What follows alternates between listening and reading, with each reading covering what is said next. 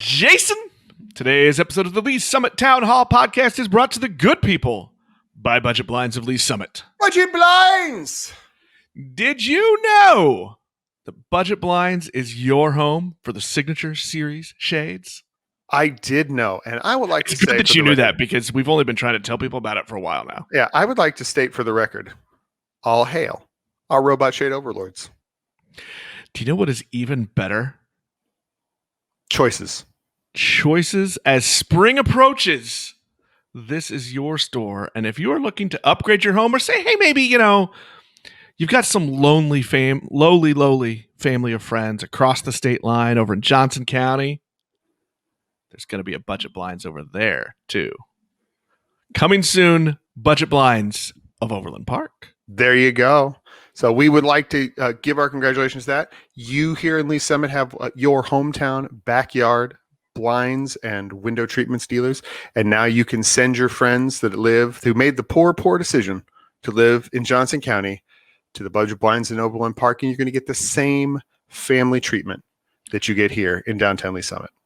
So, if after May you want to go see our friends at Budget Blinds of Overland Park, or if you're right here in the friendly confines of Lee Summit and you head downtown Lee Summit to our friends, go in there. Tell them Jason Nick sent you.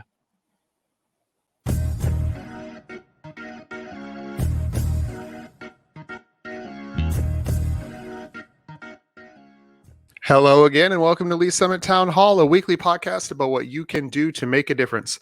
I'm Jason Norbury, and as always, I am joined by a man who has succumbed to the power of the front porch. It is Nick Parker, the publisher of Link to Lee Summit. It's been a glorious week. It has. The weather is so nice, and we've been struggling for the last year, all of us, to be focused and on our games for lots of reasons, which we don't need to belabor here. But man, I tell you what, the end is in sight for some of that, and the weather is so good. It's not making me more focused, I have to admit. No, but there's a little bit of freedom about just grabbing the laptop and moving outside and sitting on the front porch. There's a little bit of a freedom, a little bit of escape, and my focus comes back just a little bit more. Just a little bit. And always, Link to Lee Summit is the source for all the news you need about our very fine city. And our unofficial sponsor today is, unfortunately, COVID fatigue. We're all tired. It's been getting hard, Nick, to really stay on it. I know you and I and the unfortunately unmuzzled Matt Sanning were together this weekend to serve up some burgers and tacos to the public out there during the downtown Spring Open House event, which was, by the way, just a ton of fun. It was great to see everybody.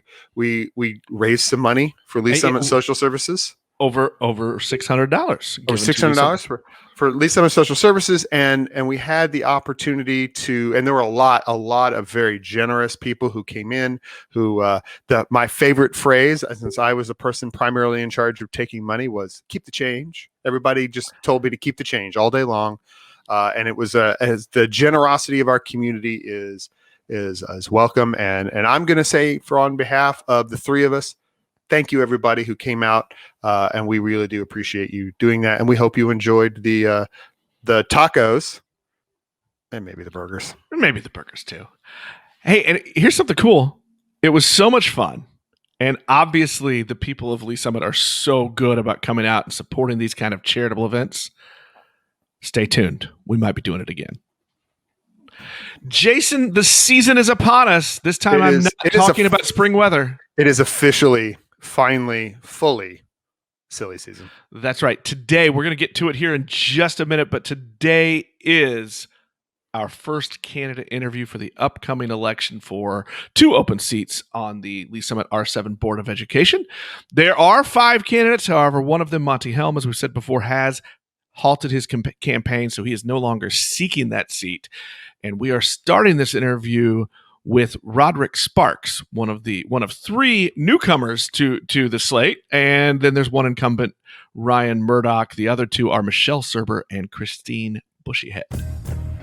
We are here with Rodrick Sparks, a candidate for the Lee Summit R7 School Board. Rodrick, how are you today? I'm doing pretty good. How are you all doing? Good. We're going to start you off easy. All right. and it's going to get, well, probably weirder, if not harder from there. Not really harder. With our question. Well, we'll see. We'll see how it all goes. All right. So we're going to start this way. Why did you choose to run for the Board of Education? You know what? I chose to run because I want to bring a community voice to the board. I think the parent's perspective is missing. And so as a parent, a father of 2 kids that are in the district, I just believe that that's very important. And I also believe that my diverse background, it helps to bring the community together. And then also, being a former union president, organizing people from all different walks of life, different ideas, different perspectives, being able to just walk alongside them for the common good. That's why I'm running. I just think that it's very important that everyone's will understand and have a perspective of the community. What union did you represent? United Steelworkers. All right. Yes. All right. Well, okay. So I'm actually not gonna go to my first question yet because I want to follow up a little bit. You said one of the reasons you're running was that you feel there hasn't been enough parent voice. Right. Can you give me an example where you feel like maybe the parents of students in our district weren't being heard? What I've been out in the community and I've been talking, and we sometimes I think even forget that teachers are parents. Teachers are also, they're a stakeholder. They're part of this community. And many of teachers, they feel like they have not been heard, especially with the back and forth of being in school, out of school, with not having proper PPE. I think even from a parent perspective, students, it's important that students are also heard. And so when parents don't feel that their kids are being heard and that they're not being the focus when it especially pertains to our educational system, that's a problem. Well, let's Jason, go. Okay. So I guess that this raises always an interesting question for me. Sometimes I would say that like people tend to conflate or confuse not getting the outcome they want with not being heard. How do you, and I would say in this last year, it's been obviously difficult for public hearings to take place and do that. And so communication has been a challenge, like yet another challenge on top of all the challenges that we've had to deal with. How do you think you're going to handle that moment where you come in with a different perspective or a different set of information than you may have now, and are going to tell the parents that come and complain that they're not going to get what they think they want? One of the things I believe is when parents feel, when they feel heard and when there is open communication, I think it's not so much getting their way. I think it's about just being able to have that dialogue and that openness to where that they know that there's honesty and that they know that they can trust the people that they're hearing from. And so that's what I want to bring is I just want to be able to bring honesty. I want them to be able to trust me. And that starts with communication. One of the things you just said earlier was, teachers are parents in the district too. You mentioned in your responses to our Q&A, which as of the time that this podcast posts, your Q&A will be on our website at linktoleesummit.com. But you said in one of your answers in there that there had been a breach between teachers and the administration. And this brings up kind of an interesting point that we've tried to explore over the last 4 years or so. And we did again last week with a former teacher and administrator, Dr. Schuler. Really as a board member, that role is kind of removed from the teachers a little bit because the board members oversee the superintendent that they hire. So really when you're talking about that breach between administration and teacher, what do you think the role of the Board of Education is? So the role of the board is, like you said, is number one, it is to hire the superintendent and to manage him. What it is not to do, and I would agree that it is not to intermingle with administrators, teachers of that sort. But what it is to do is to hire the superintendent, is to manage, that he's going to do the job. And it's also to make sure that we manage a budget, being fiscally responsible. But also, I think it's very important that we hear from teachers and we hear from the groups. So even though it's not necessarily important that that the board and the teachers have a relationship, but we should be hearing what the teachers have to say, and then we should be reporting that back to the superintendent and allow him to do what he's been hired to do. I want to ask you a little bit more about collaboration then with those teachers and getting those voices. And I want to read something that you said in your responses on our survey. You said, "I do not believe in centralized power making decisions without the input of those that these decisions affect." And later on, then you said, "This school year, we have witnessed a number of decisions by board leadership that were devoid of collaboration with teachers in the district, students, and families." Can you give me an example there of what you're talking about? You know what? I think it's very simple. We've had teachers that had no input on even when it came to how their classes should be set up, if on even PPE. When I talk to teachers and when I've talked to them, they really just feel like that decisions were being made without any input from them, and so that's devastating. That we're making decisions without talking to those that those decisions are going to affect. They feel unsafe. I had a teacher that said that she couldn't even go to the restroom. That's hard. And I think if we would talk to teachers, then we would make sure that teachers would be able to have those times to go to the restroom. Well, okay, so let me follow up then with this. If you are elected, if you are a member of the board, how do you think you can make things different? It starts with relationship building. And so I would like to have, like I've been doing this entire campaign, and that is talking to individuals, getting their perspective. That doesn't mean that we agree, but you have to have that dialogue, and it has to be an open dialogue with honesty and integrity. So that's what my plan is, and that's what I want to do. Is I want to be able to have that open dialogue, but also it's very important that we increase the transparency amongst the board and the teachers. So you, in your answers, you gave the I think was it 1 to 10 or was it 1 to 7? 1 to 7. 1 to 7. Okay, rating. Which is a weird rating system, by the way. I want to take a moment. This will not be the last time I refer to this. I like to do things a little different. So, but you gave the district's response right square in the middle of 4, or C, for those of you who are not watching this video or instead listening on the audio just version. Just had flashbacks to bad grades in school. Well, I was like, Nick was very familiar with that letter. So, and so you gave them a pretty, and I think one of the things that stuck with me is you said that that there were times in this when Dr. Buck's recommendations or the administration's recommendations were overridden by the board, and but I would say at the same time, you're talking about like bringing in outside stuff to make sure that you have that thing. So there is inevitably, and in fact, you could argue that the last 6 years of the district's life is really a study in how the board and the superintendent do or don't get along. But in that point, how do you want to fix that thing? Well, there are going to be times when the board and the superintendent disagree. Where do you find that balance?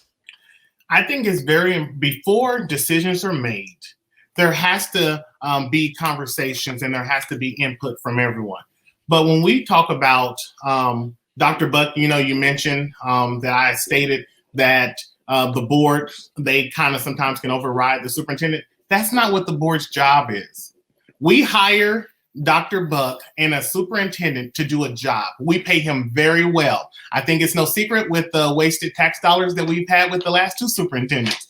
And so when we pay a superintendent to do a job, I believe that the board should have done their due diligence to make sure that they have a qualified board superintendent and someone that they can trust, that they believe that's going to do the job and do it well. And so as Dr. Buck give recommendations to the board, we need to trust him. Our job is not to create policies on the dais and then move in whatever direction separate from the recommendations that he gives to the board. How do you fit in if you are elected to that position? How do you think you can communicate those things to the other members of the board so that, and I'm going to give an example just recently, right? When we came back from the holiday breaks, the administration had made a recommendation of how to re-enter school, and the board made a decision that really hadn't even been thought about much by the administration. So if you're on that board, how do you maybe influence others or put your perspective into play there? You know what? I think we have to approach it from empathy standpoint, from humility, but then also with building relationships. And so when we have to understand that we're a board. So that means we have to work together. And it's not about me getting credit, but it's about me being able to work with the other members of the board and what's the best decision for our kids. And so that's what approach I would take, is working together and doing it from a very humbled standpoint of saying it's not about a me and it's not about you, but it's really about what's the best decision for our kids. I want to get a little bit specific here because I have been in this business for 25 plus years. I've covered Lee Summit for a lot of years. There's your resume time for you, Rodrick. Yeah, before that with Lee Summit Journal. But look, every candidate for the Board of Education says, I'm going to fix transparency and I'm going to have better dialogue. Rodrick Sparks, how are you? Give me some specifics here. How are you actually going to improve those things? By bringing my personal, but also professional, diverse background to the board. And so, like I mentioned, being the president of United Steelworkers, there's people that don't agree. There's grievances that fly out of the air. But one of the things that you have to do is you have to show leadership. And so what I would do is I would bring leadership to the board. And when you say specific things, it starts with trust. We have to trust one another, when we have to be willing to work together. But then we also have to be able to understand that everyone's different.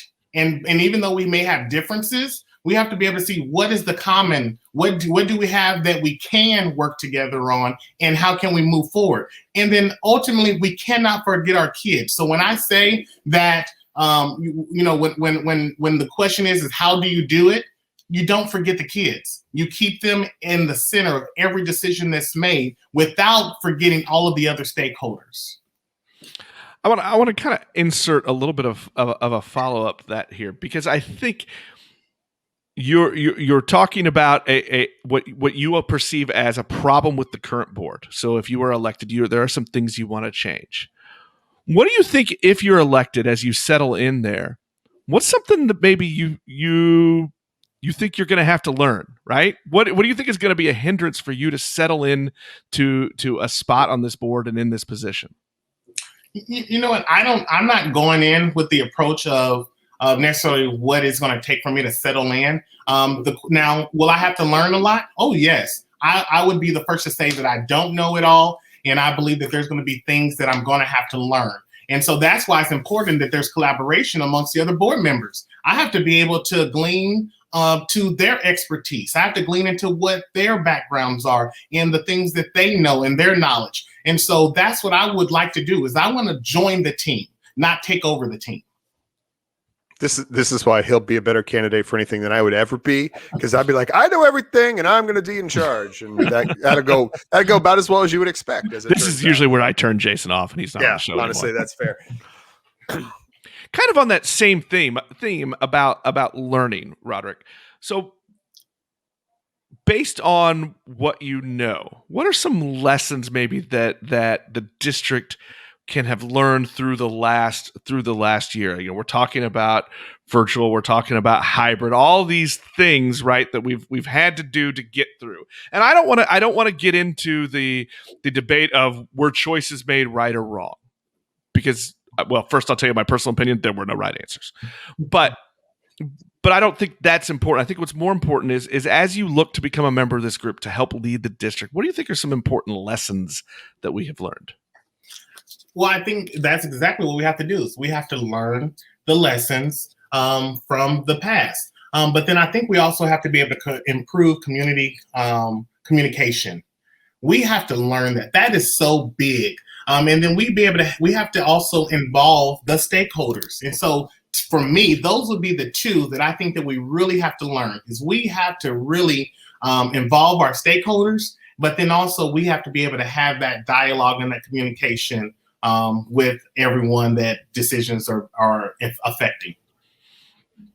We asked you and all of the candidates to rate the district and their response to the pandemic. You gave the district a 4, again, out of 7, largely because you said the summer months weren't used wisely to plan for the year. One of the things you mentioned was you were under the impression, your perspective was that there was a lack of planning, and this word again, transparency. So here's what I'm going to ask you, a little bit difficult of you. Knowing what you knew then, not what you know now, knowing what you knew then, what would you have recommended differently? I would have recommended us to talk to the teachers because they are our biggest asset when it comes to teaching our kids. And then also they would have been able to play a much bigger role in getting training with virtual learning, because virtual learning was something that was new for our district. And so I think if those would have been some conversations that would have been a little bit more deeper to where teachers had more input, I think that would have really helped. But then also I think that we should have also had some leverage on some of those community relationships to make sure that our kids could have stayed in school safely. And that means they would have been able to wear their masks. They would have been able to be socially distanced from the CDC. And back then it was 6 foot. And so I think if we would have leaned on some of those relationships, I think we would have been able to keep our kids in school. And so I just think they had the time during the summer to be a little bit more proactive and not reactive. Let me ask you this then. We talk again, I'm going to go back to this whole role of the board. Okay. Is that your role? All those things you just said, is that really your role as a member of the board, or is that the role of the administration?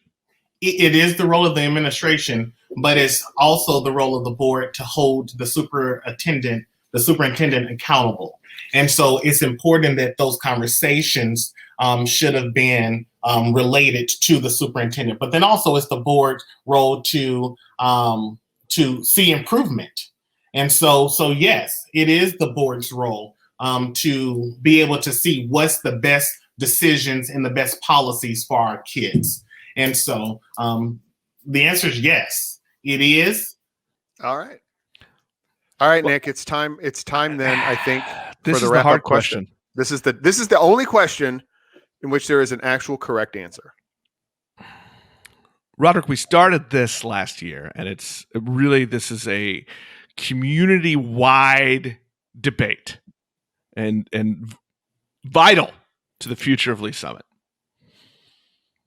If I were to put in front of you 2 plates, one plate held burgers and the other plate held tacos, which one are you choosing? All right, you're putting me on the spot. This is the point of this question, is putting you on the spot. I'm going to choose burgers. It's the wrong answer. Oh, it's the wrong answer. I really had hope there. I had high hopes. Well, look, the heart wants what it wants. And don't be so hard on me. I like burgers over tacos. I'm sorry. That's, look, I'm going to say this. Everybody is entitled to their opinion, even when they're wrong. Rodrick Sparks, I want to thank you for giving us a little bit of time, for giving the people and the voters of Lee Summit your time and your perspective. Thank you for being willing to serve.